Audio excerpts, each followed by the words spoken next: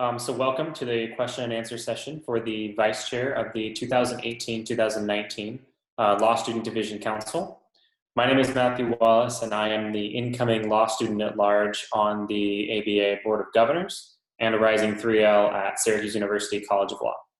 In just a few days, SBA presidents, ABA reps, and law student liaisons will go on record with the ABA and vote for 4 positions, including this one, which will be on Friday, August 2nd.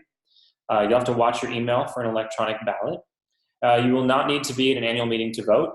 You visit abaforlawstudents.com/elections to learn more about the candidates. Here's the format for the Q&A that we have today. The Q&A should last no longer than about 45 minutes. Candidates will get 2 minutes to give an opening statement, introducing yourself and giving any brief remarks.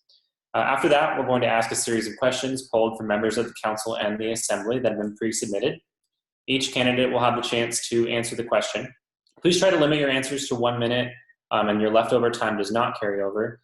I will try to waive or make some sort of an indication when you get to a minute. I'm not going to cut you off mid-sentence, but hopefully you'll be cognizant of that time as much as you can. If any of you mentions any of the other candidates, I will give that person a chance to respond.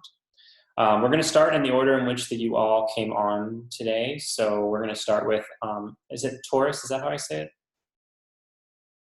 I think you're unmuted at the moment. Yes, Taurus, that's correct. Great. So you're going to go first when we start, and at the end, and then we'll just kind of go back and forth through the roster, forwards and backwards through the questions. At the end, you all get 1 minute for closing statements. Are there any questions before we begin?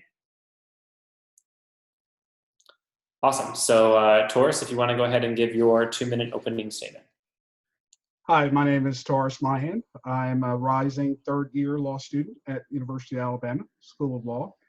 I have been part of the ABA since my very first semester in law school, where I applied for the Judicial Internship Opportunity Program.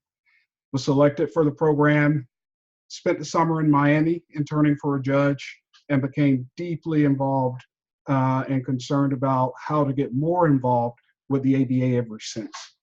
I was elected as the ABA rep at my local school. And so, of course, one of my main focuses is promoting the ABA throughout the student body to be able to recruit more people to get involved and take advantage of some of the wonderful opportunities that exist throughout the ABA.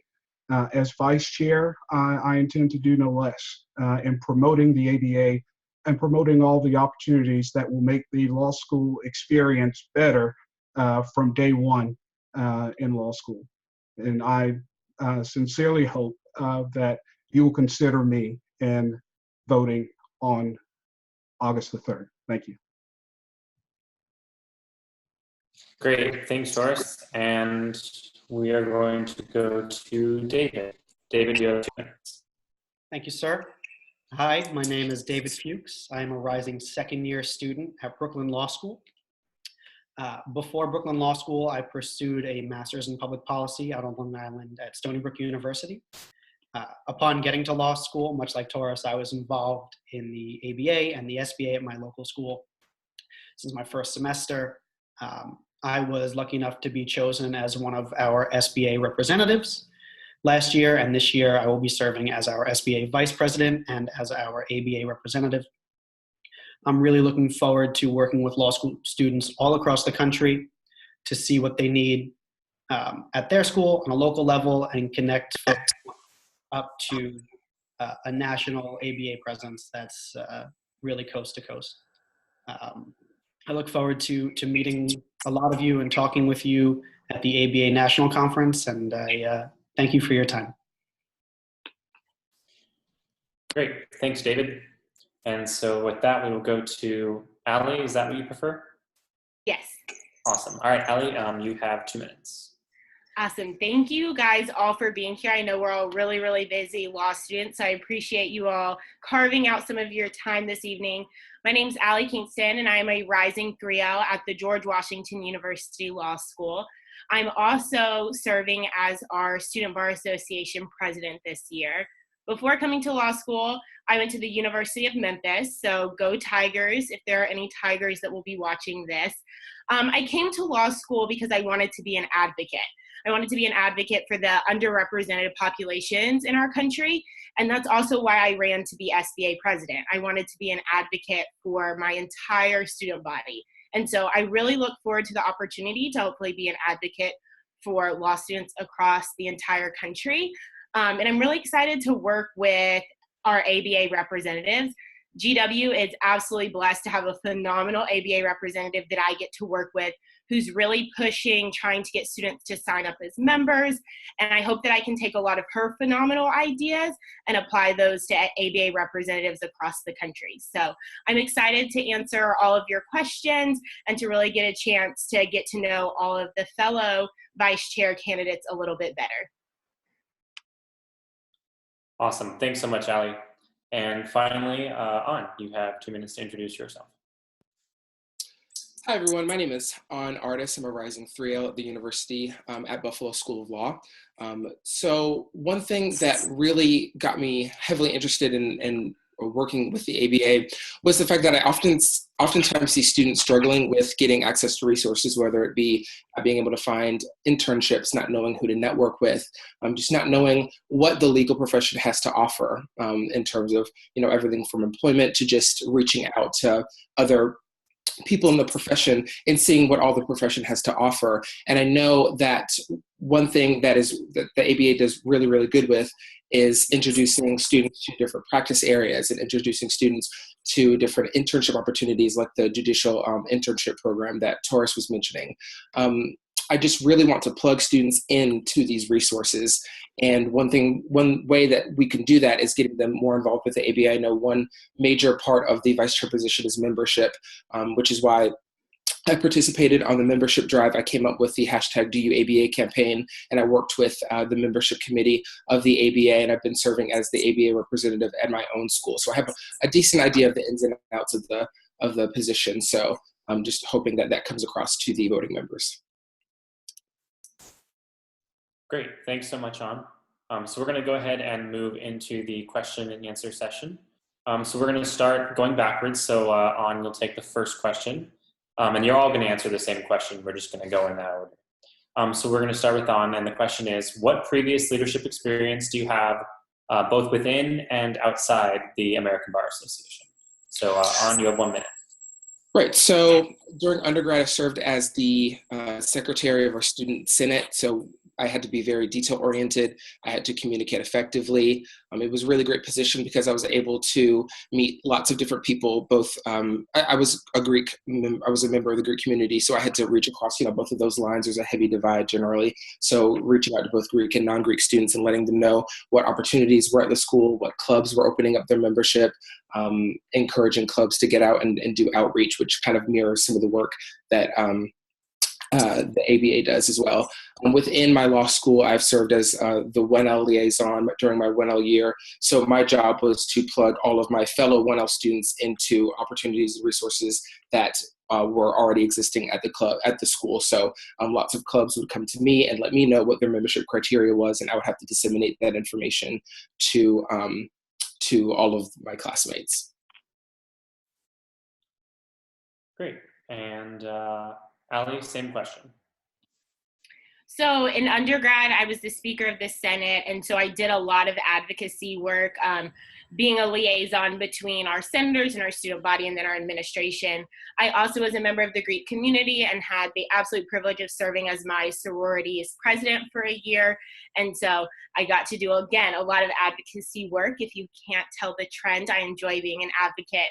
And then when I came to law school, I served on our 1L leadership board, which did pretty much most of the programming for the 1L class, from career programming to just fun events. I then got to serve as the vice president of first-year students during my second year. So I did everything to do with our first-year students, from planning their orientation to their mentorship program to ensuring that their schedules were in line and that career services knew the demands and the things that they needed. And then now my current role as SBA president And so one thing that I've learned from all of those leadership experiences is that you really have to listen to the people that you're serving. You're purely there to be a tool to help their message get across and to ensure that they're getting all of the services that they need. Great. And David. Great, thank you. I'd like to work backwards. So currently, as I said, I'm serving as my school's SBA Vice President. I'm also serving as the Vice President of our Suspension Representation Project, which is a pro bono I'm really, really passionate about, as well as the Vice President of a club we have here where we bring in different sorts of speakers and work with professionals and thinkers in the industry on social issues and sort of bring law students into the fold there. As a 1L, I was also a 1L delegate for my class at law school, which was really nice. In my master's program, I was the head of the leadership office at Stony Brook, which gave students tools and mentors to be better leaders in their own right. We helped with programs called LEAD and GOLD, which were other leadership development programs. I was also an assistant at a quad, so we had about 1,000 residents that we were in charge of. I worked with RAs to put on residential programs, educational programs, and things like that. And in my undergraduate life, I was the president of our residential student government, which was really, really rewarding. And I got to work with a lot of different students from a lot of different backgrounds. I was really, really happy about. Great. And finally, Taurus. Prior to law school, I've had a number of leadership experiences. I was a residential advisor for an Upward Bound program, program that deals with first-generation high school students who will be first-generation college students, and a very underrepresented group of people, much like Ali discussed earlier. I've also been a football coach on my alma mater's team. I've been a softball coach for my daughter's Catholic softball team. During law school, during my first year, I was the assistant prosecutor for the honor court. I was on the junior executive board for the trial advocacy team. Since then, I've become the editor-in-chief of the Law Review, Journal of the Legal Profession. I've also served as the first vice president of the Black Law Students Association at Alabama. Perfect. Good answers from all of you. So we're going to move on to the next question. What is the most serious issue facing law students that you would like to tackle within your tenure as vice chair of the Law Student Division? So again, reversing the order, Taurus, you're going to go first. I believe the most pressing issue facing law students is being able to manage student debt. There are a lot of people who incur debt along the way throughout the law school experience, and then upon graduation are faced with student loans that can be crippling, especially in the job market like we're facing now for new attorneys. Managing student debt means sometimes not taking out the maximum amount of student loans, being able to live within a better budget, finding opportunities through scholarships and through networking programs that provide funding for students along the way, whether the focus area is public interest or other areas.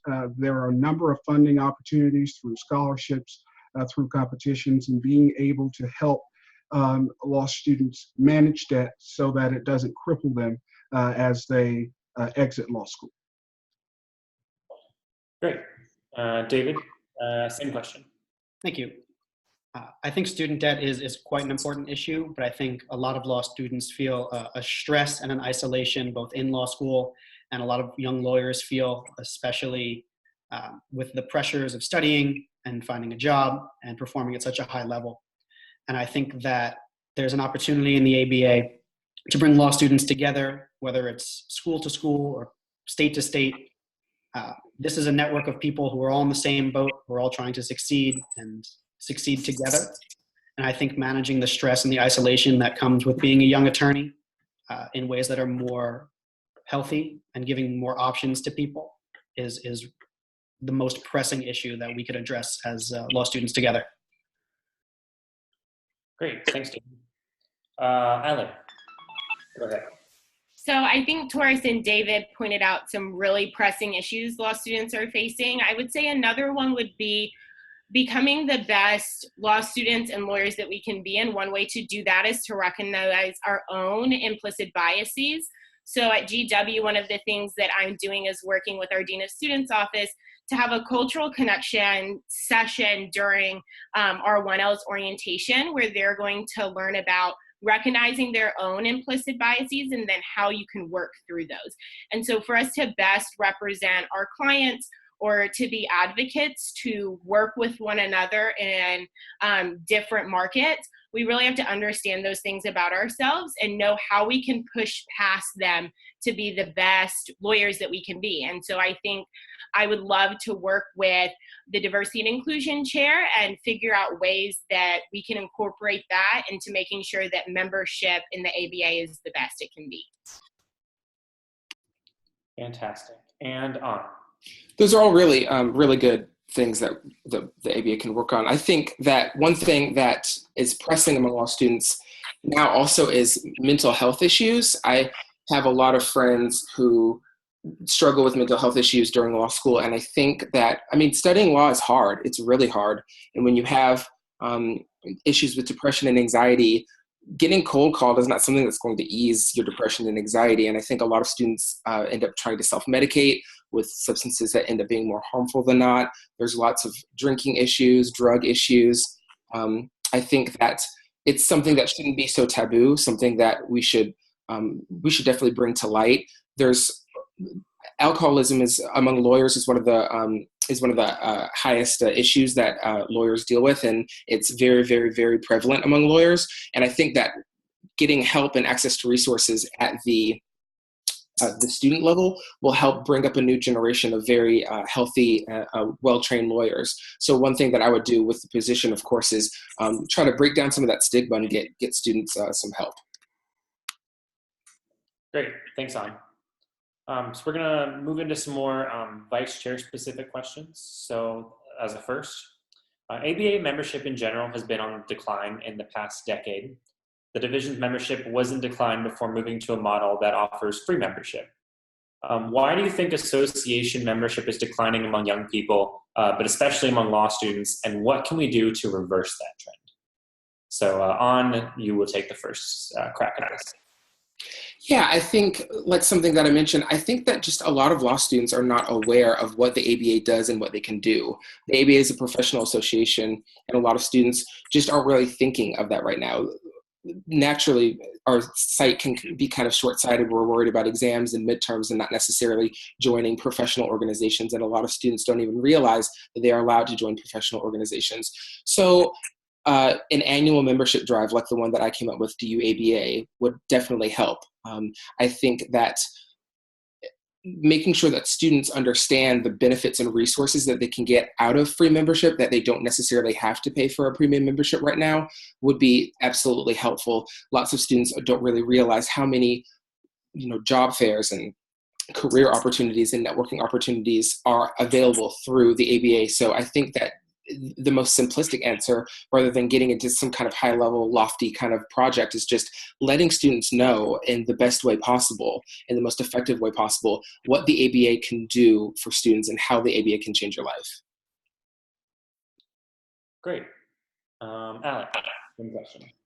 So I agree with all of those points. I think really helping our students to understand the benefits of an ABA membership is key, but I think also incorporating it in multiple aspects of their law school life. So doing a large membership drive is great.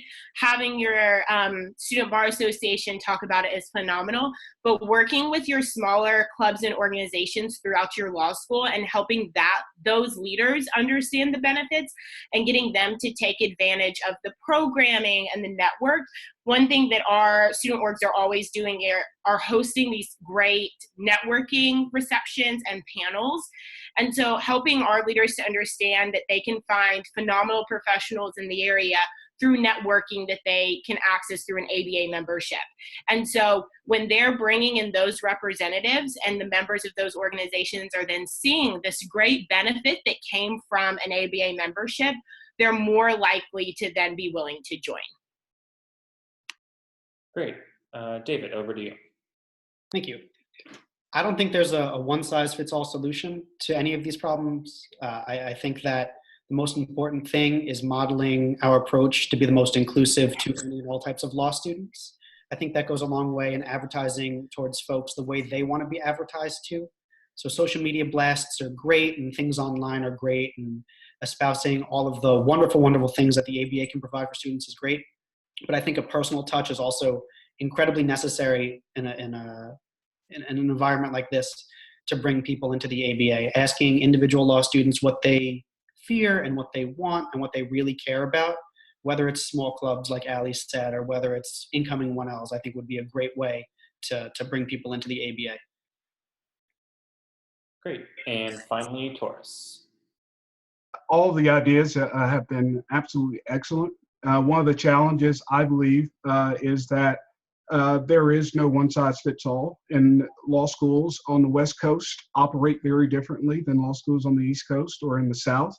Alabama, operates very differently than I'm sure, Brooklyn or any of the other schools. And so one of the things I propose is getting more in touch with the local law schools, the representatives at the schools, whether it's the SBA representatives or the ABA representatives, to find out from a grassroots approach, what things will benefit that particular school, so that we can begin looking from the bottom up again to figure out what programs will get people more actively engaged at that particular local school, so that we can make the ABA more integrated with people's lives. Great, good answers all around. So we're moving on to this next question. As you're aware, the Law Student Division offers a set of premium benefits for students who pay $25 a year. Do you have any ideas for additional premium benefits that could be added to this package? So again, turning it around, Taurus, you have one. One of the benefits that could be added to the package is more of networking opportunities, finding a monthly list of networking and job opportunities that can possibly be easily compiled using the structure that we already have through our representatives. Our publications reach out to a number of people throughout the country, and being able to publish both in our Law Student Division publications as well as social media monthly these networking opportunities as an added benefit for premium members, I think would be excellent. Great. And David. Thank you. As has been spoken about a lot, I think mental health issues and reducing stress is incredibly important, and I think the ABA can go a long way in helping law students reduce that stress and feel a little bit more connected. And any sort of benefit that can help out law students, I think would, like in that vein, would be really, really good.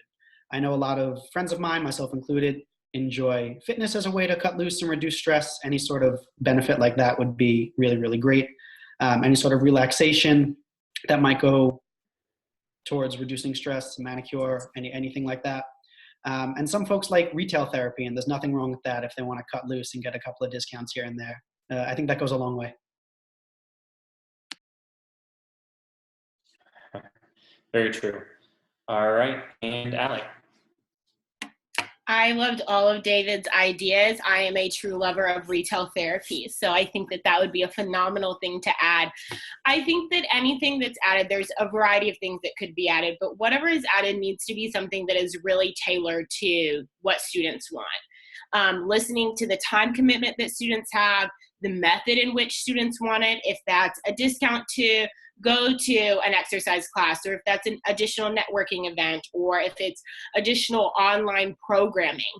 Really understanding where our students have time to fit things in and the form in which they want that information, I think it's going to be key in whatever is added to the premium membership. All right, and finally on. Yes, and I love what Ali said. I think that would be, if I'm pronouncing that right, I think that would be great, having things tailored to students, but I would take it even further and tailor it down even more, because I think that students could get kind of lost in the amount of options that they would have. So I know that one thing that you are allowed to do, I believe with a free membership, but I'm almost certain with the premium membership, is that you are allowed to choose sections that you're interested in. So practice areas that you're interested in. And I think that there should be a bulletin sent around with opportunities for law students who have selected certain sections. So if your 3 sections that you're interested in are corporate law, energy law, and elder law, then there should be a bulletin sent around to premium students who have premium memberships that have specific job opportunities and networking opportunities and internship opportunities, lots of different opportunities for students who have selected those certain sections to be able to look and sift through those opportunities, so that they don't necessarily get bogged down in choice, and it's a little bit more tailored and pared down to what they want. Great, good answers. So for the next couple questions, I'm going to shake up the order a little bit so that Taurus and An don't always have to take the end questions. So Allie, the next question's coming your way, so pay attention. This position has a dual role as the only voting law student member on the broader ABA Standing Committee on Membership. This group consists of several high-level experienced leaders who make decisions about the ABA membership, which is especially relevant at the current time. Tell us about your experience working with high-level leaders, executives, and experienced leaders, and how you will apply these skills as the vice chair. So, Allie, you have 1 minute. So as our Student Bar Association president, I'm the only current student that sits on our alumni board of directors, and the only current student that's allowed in all of our faculty meetings. And our law school is set up in a way that our faculty vote and make all major decisions.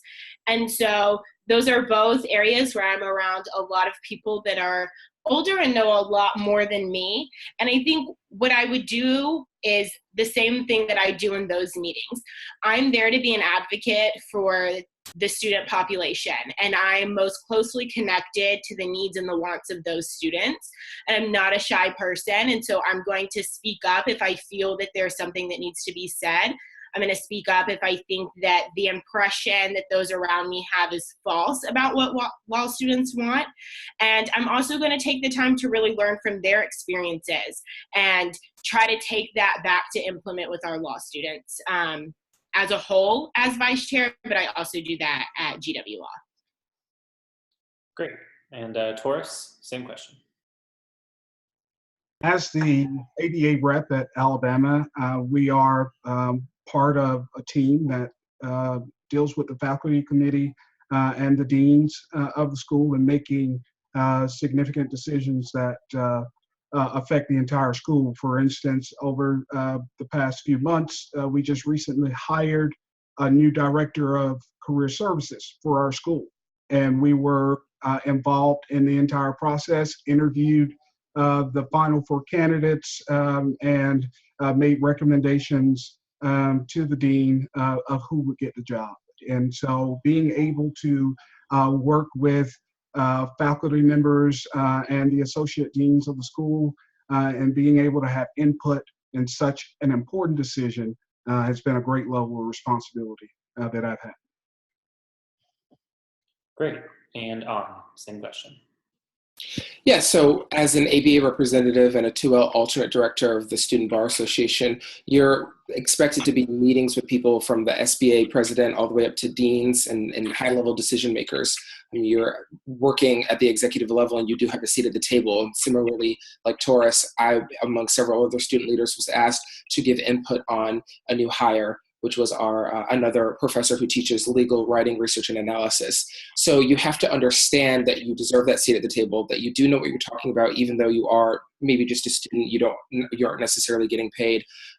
You have to be confident in your skills and knowledge, and without being or coming off as cocky. And so you have to be able to give deference and give respect, but also know that you can hold your own and that you are an intelligent, well-spoken person who knows how to give deference. So I definitely have several experiences doing that. Great. So we'll move on to the next question, which is... Would I be able to answer that one? Yeah, please. We'll start with you. So can you tell us about a time when you... Oh, sorry, David. Please go ahead. I apologize. I'm sorry about that. No, that was my bad. Go ahead.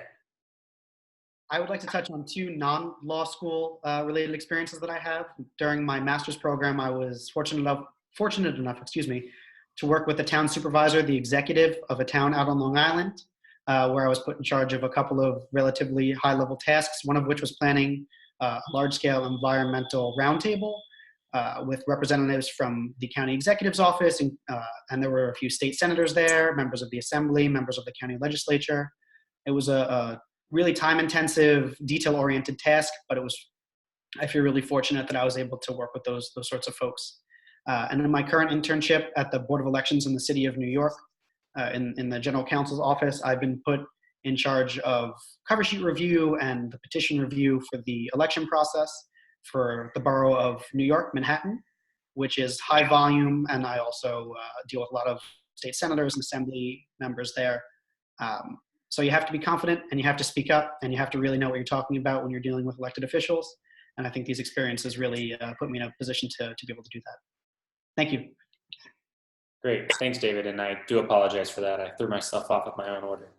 Okay, so we have time for 2 more questions, and then we'll do closing statements. So David, you're going to get this question first. So can you tell us about a time when you've had to recruit people to join you for a particular program? I can. So as a 1L delegate for the SBA, we had to recruit lots and lots of other 1Ls and 2Ls and 3Ls to be part of the SBA as members at large, or to come to meetings, or to volunteer for us. One of our big drives, one of our big events of the year, I'm sure, as with all of you, is Barristers Ball. We had to go around and recruit a lot of folks for the grunt work beforehand and some of the heavy lifting during the event. People want to be there, they want to have fun, and we absolutely want folks to have fun, but we want the event to go off without a hitch. So I played an integral role in bringing people forward to volunteer to sell tickets, or to be at the door to check people in. It was pretty time intensive, and there were a lot of spreadsheets and missed phone calls and secondary follow-up emails, but it all worked out, and I'd like to thank all 500 people there had a blast. Awesome. And that takes us to Taurus. During my first year, our law school had a golf tournament to benefit law students who met in financial needs. For example, one who had his house to burn. I was on the committee, the SBA committee, for organizing that golf tournament, and one of my jobs was helping to recruit others to do the tasks that were involved, which includes the fundraising, the packages, any number of things that has to be done to carry out such a important and large event. And one of my primary jobs was finding people who could assist and help to make sure it went off without a hitch. Great. And on, same question. Just to go back to a non-law school related example, I was the vice president internal of our interfraternity council. So one thing that my job basically revolved around was membership recruitment and retention. Retention wasn't so hard. Once you're in the Greek system, generally you stay, but recruitment was what was very hard. So we had one event that we basically centered my job around was one weekend where you get lots of students, lots of high school students on campus basically it's a scholarship weekend. So they take all these exams to see if they can get academic scholarships. But another major part of the weekend is giving them tours of the Greek system so that the houses can give them bids, give them an invitation to membership. So one thing that you have to do is coordinate the tours, answer lots of questions, allay the fears of very scared parents who are thinking that what is represented in the media is how all Greek systems work. So it's definitely a lot of communication, a huge team effort that you'd have to coordinate. Great, thank you. And finally, Allie. So I just finished a huge recruitment as SBA president. I had to recruit and staff my entire team. I have roughly 90 people that are a part of my team. And so I completely understand recruiting and getting people to sign on to do a lot of work and to serve the student population. Right now, we're in full orientation mode, as I assume everyone is, getting ready for incoming 1Ls. And so we're also trying to recruit volunteers for orientation to welcome our roughly 500 incoming 1Ls that will be joining us in a few weeks. And so I think it's really important to get people to buy into what they're volunteering for and to understand the importance of their role, whether it's small or large. We're all instrumental in getting those projects done. Awesome. Thanks so much. So we'd like to ask one fun question of all of you. So this is going to come to Taurus first. So the question is, what is your favorite life motto that you live by? So Taurus, you are going to be first. The quality of life is in proportion to our commitment to excellence. Vince Lombardi.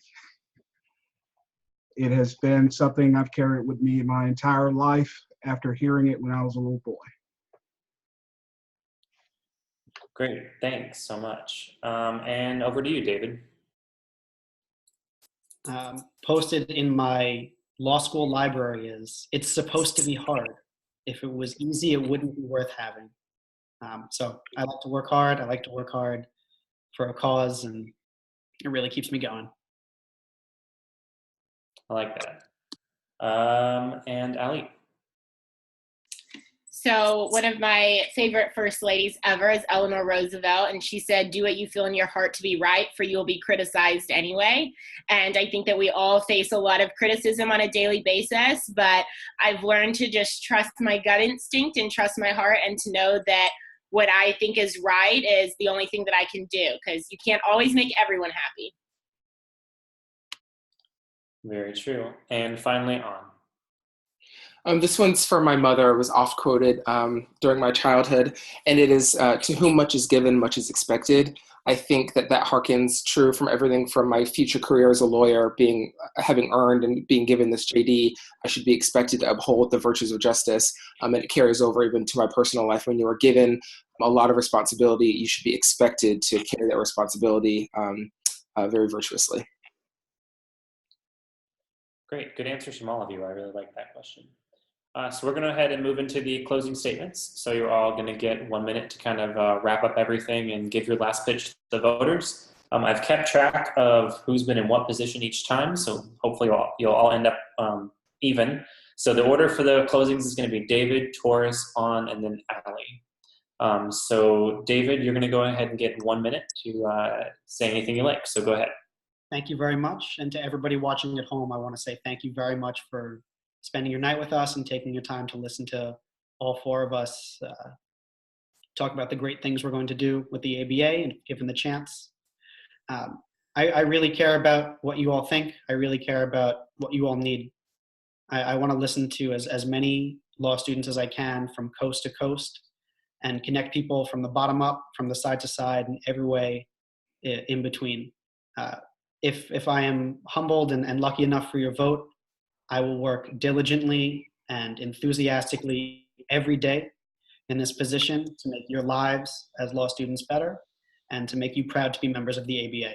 Thank you very much. Thanks so much, David. And over to you, Taurus. Thank you all for taking the time out to hear all of us. I am quite confident that you cannot make a bad decision in this race. There are 4 people who either one will do an excellent job. I happen to think that if you would entrust me with the responsibility of being the vice chair, I will put the hard work and creativity that it takes to raise the position to the next level. I think I have a lot to offer, and I'm looking for an opportunity to do a great day's work. Great. Thanks, Taurus. And On. First, I want to say thanks to everyone who had anything to do with putting this together. I know that this is the very coordinated effort of dozens and dozens of people, so thank you to everyone who had everything to do with this. I've said it before a dozen times, and I'll say it again. It's my style of leadership is about servant leadership, and if I'm elected to this position, that's the kind of leadership that you'll get. It's not about the guy at the front of the room with a clipboard and a bullhorn shouting orders, which is not a good style of leadership in and of itself. It's about the people who got that person there, and it's about the people who person should be working on behalf of, and be working not necessarily in front of them, but beside them, arm in arm, to make the organization better, more inclusive for everyone. So style of leadership, definitely servant leadership. I hope that if elected, that will definitely come through. Perfect. Thanks, Son. And wrapping us up here tonight will be Allie. Thank you all for carving out time, like I said before, to listen to all of our answers to the multiple questions. I look forward to meeting everyone at the ABA conference. I hope that I get to talk to most of you and hear your ideas and your needs that will make me not only a better SBA president for my student body, but hopefully make me a qualified vice chair for all of you. I'll be there ready to talk to all of you. I'm bringing 4 members of my team with me, so if you want to hear an honest truth about how I am as a leader, I'm sure that they will all give you very candid answers. And I agree with Taurus, you can't go wrong with any of the candidates here today. Thank you. Thanks so much, Allie. So as a reminder, SBA presidents, ABA representatives, and law student liaisons will go on record with the ABA voting on Friday, August 2nd. Keep your email close by for an electronic ballot, as you do not need to be present to vote. And you can visit www.abaforlawstudents.com/elections to learn more about all of these candidates, to read their resumes and their statements, and decide which vice chair you want leading the American Bar Association next year. And as a reminder, the election is on Friday, August 3rd. I think I misspoke there. Thank you so much, everyone, and we look forward to seeing you in Chicago.